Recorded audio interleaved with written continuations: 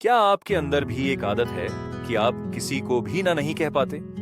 परंतु क्या आपको पता है कि यही आदत एक गलत आदत है? क्योंकि इसी आदत की वजह से आप कई बार ऐसी परिस्थितियों में फंस जाते हैं जहां आपको नहीं होना चाहिए था।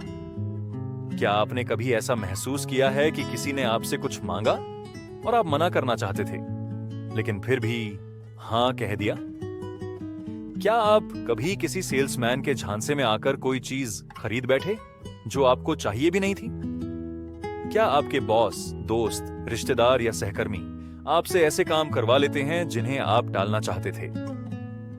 अगर इन सवालों के जवाब हां हैं, तो आज की यह ऑडियो बुक आपके लिए है।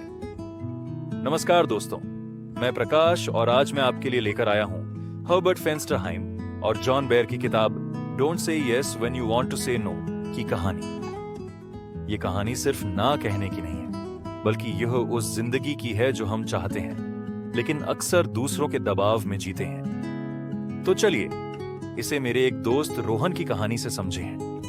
रोहन भी मेरी और आपकी तरह एक मिडिल क्लास परिवार का लड़का है।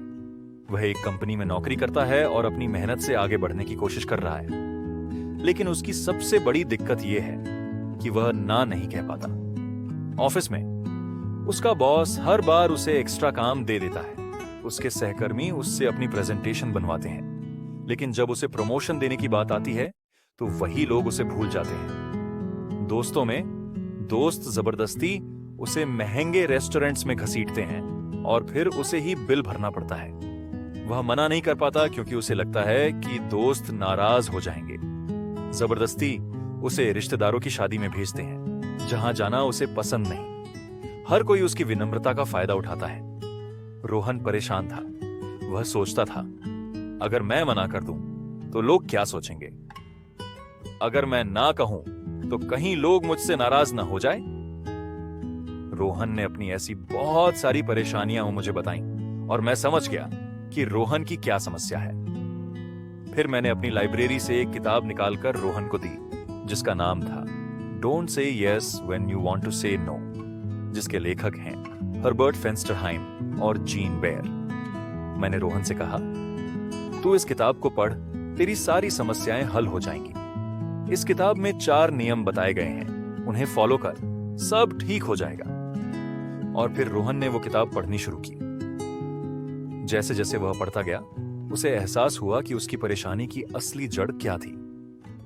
रोहन अब बदल चुका था। वह समझ चुका था कि ना कहना एक कला है और इससे उसकी जिंदगी में सुधार आया है। लेकिन उसकी परीक्षा अभी खत्म नहीं हुई थी।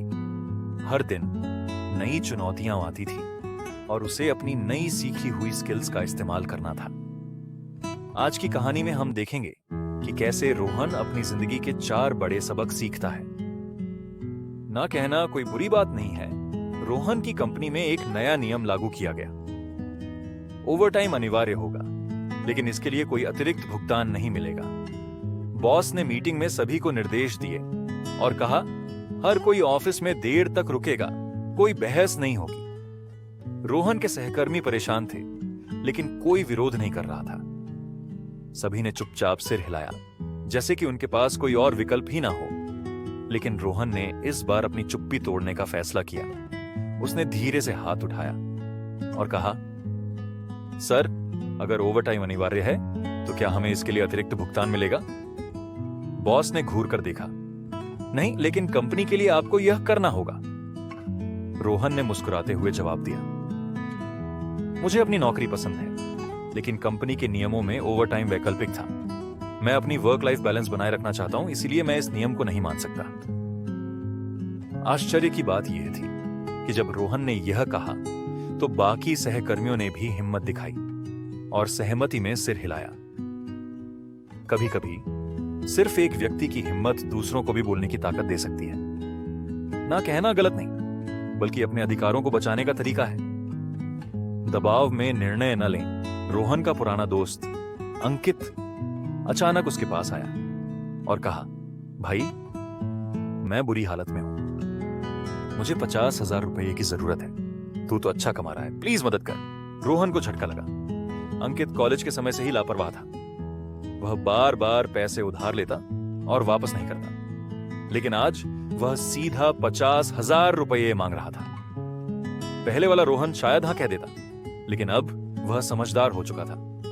उसने कहा, अंकित, मैं समझ सकता हूं कि तुझे पैसों की जरूरत है, लेकिन मुझे थोड़ा समय चाहिए यह सोचने के लिए कि मैं तुझे कितना और कैसे मदद कर सकता हूं। अंकित को यह जवाब पसंद नहीं आया। उसने कहा, तू मेरा सच्चा दोस्त नहीं है। पहले रोहन को यह सुनकर बुरा लगता, लेकिन अब उसने शांत रहते हुए कहा, अगर हमारी दोस्ती सिर्फ पैसों पर निर्भर है तो शायद इसे दोबारा सोचने की जरूरत है। कुछ ही दिनों बाद रोहन को पता चला कि अंकित ने और लोगों से भी पैसे मांगे थे और उधार नहीं लौटाया। अगर रोहन ने जल्दी में फैसला लिया होता तो शायद वह भी नुकसान में रहता। जब भी कोई आप पर दबाव बनाए, तुरंत फैसला मत लें। भावनात्मक ब्लैकमेल से बचें। हमेशा सोचने के लिए समय मांगें। ना कहने का सही तरीका। रोहन का कजिन रवि एक नया स्टार्टअप शुरू कर रहा था। वह रोहन के पास आया और कहा, भाई, मेरे स्टार्टअप में 1 लाख रुपए लगा दे, मैं तुझे अगले साल डबल पैसे लौटा दूंगा। रोहन को रवि पर भरोसा था, लेकिन वह जानता था कि बिजनेस में जोखिम होता है। अगर वह सीधे ना कह देता तो रिश्ते खराब हो सकते थे। इसीलिए उसने एक स्मार्ट तरीका अपनाया।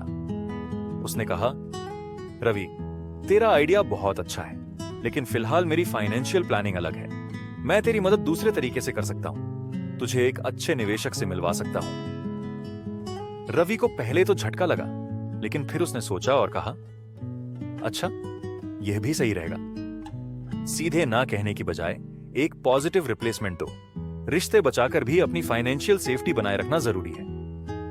बातचीत और नेगोशिएशन की ताकत अब रोहन को समझ आ गया है था कि अगर उसे ऑफिस में आगे बढ़ना है तो उसे अपनी नेगोशिएशन स्किल्स मजबूत करनी होगी। एक दिन जब उसके मैनेजर ने वार्षिक समीक्षा के दौरान कहा, तुमने बहुत अच्छा काम किया, लेकिन इस साल सैलरी में कोई बड़ी बढ़ोतरी संभव नहीं है। पहले रोहन चुप रह जाता, लेकिन अब उसने सीखा था कि जो मांगता है वही पाता है।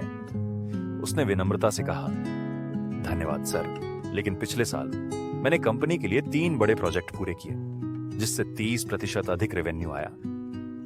मुझे लगता है कि मेरी मेहनत को देखते हुए सैलरी में वृद्धि होनी चाहिए। मैनेजर ने थोड़ा सोचा और कहा, ठीक है, मैं देखता हूं कि हम क्या कर सकते हैं। कुछ हफ्तों बाद रोहन को 25% की सैलरी हाइक मिली। जो मांगता है वही पाता है। अपने काम का मूल्य समझो और उसकी सही कीमत मांगो। नेगोशिएशन डरने की चीज नहीं, बल्कि सफलता की कुंजी है।